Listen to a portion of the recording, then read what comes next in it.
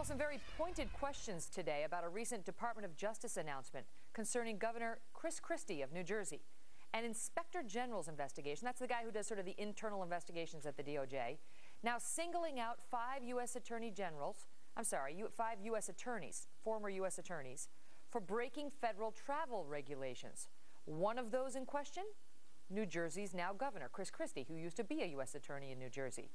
He got a lot of attention for this back when he was running for governor, and it all amounted to $2,100 in questionable expense account items. $2,100. Why is this being raised now? Jason Lewis is the host of The Jason Lewis Show and author of Power Divided is Power Checked.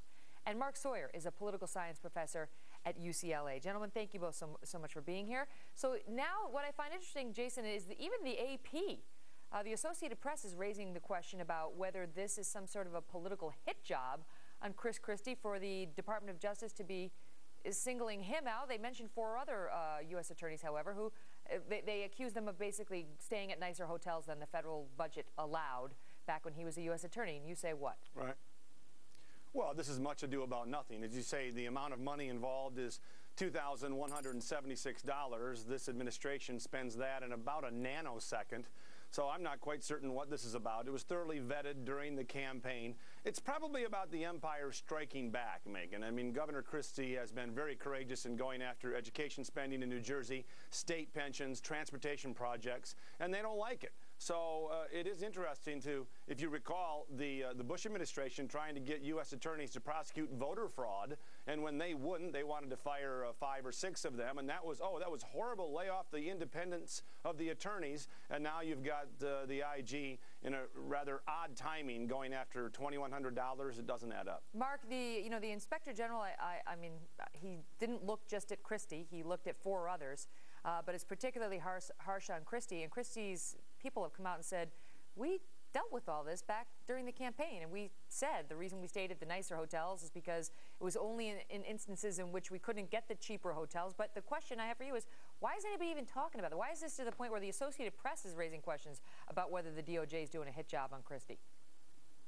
I mean, the DOJ's inspectors just doing their job. But, you know, the reason why this comes out is because it's symbolic. You know, Christie is cutting the salaries and work of hardworking people in New Jersey, teachers, fire people, police people, and then when he has access to tax dollars and goes out, he lives it up in top hotels. It's really symbolic of that Republicans are always for the fat cats. You know, it may be symbolic, Jason. It may be a point that his opponent, if he runs for president, gets to raise against him and say, why'd you stay at the Four Seasons when you could have stayed at the Holiday Inn when you were on the taxpayer dollar?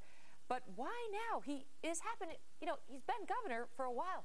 It was raised during the campaign. That's the question, like, because right. there's a question now. His name keeps getting mentioned about a possible 2012 presidential contender, and there's a question about whether that's why he's being targeted.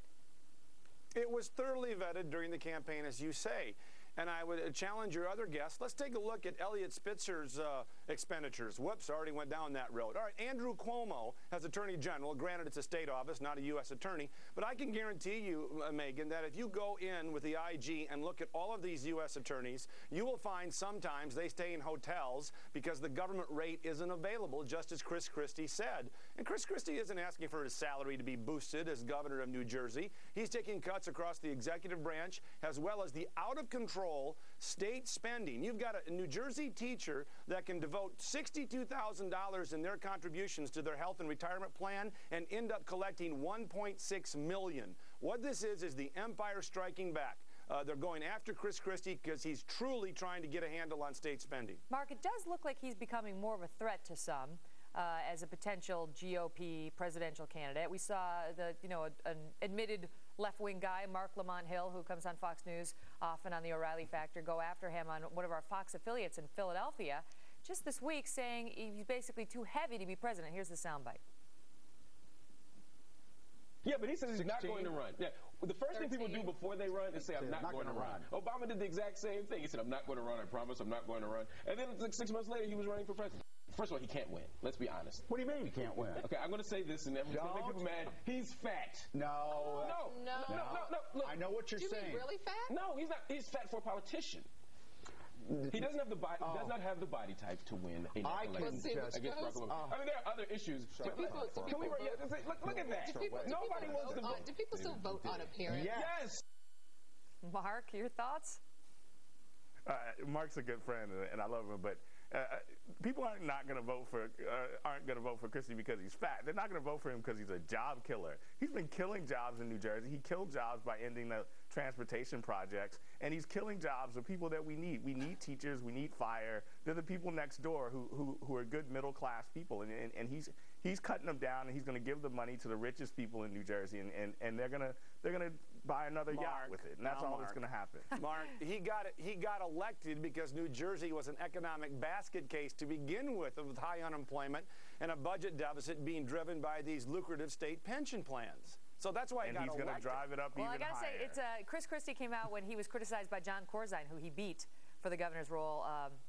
Remember, Corzine ran that question saying he's throwing his weight around and showed him getting out of the car. Right. And Chris Christie came out and said, you know, I got to admit, you may have noticed, I have a bit of a weight problem, and I have for many years. And then they polled on it. They polled on it because they poll on everything, including Andy Griffith's popularity rate. And 11% well, it just goes to show you the Twinkie diet doesn't always work. Well, apparently only 11% of people thought Christie's weight was a relevant issue. But Mark Lamont Hill swears you can't get elected to office unless you're tall and thin, which I guess would come as news to Winston Churchill. All right, guys. I don't think Lyndon Baines Johnson was the pillar of health when he was elected either. Well, so few of them are. In any event, Jason, Mark, thank you both so much.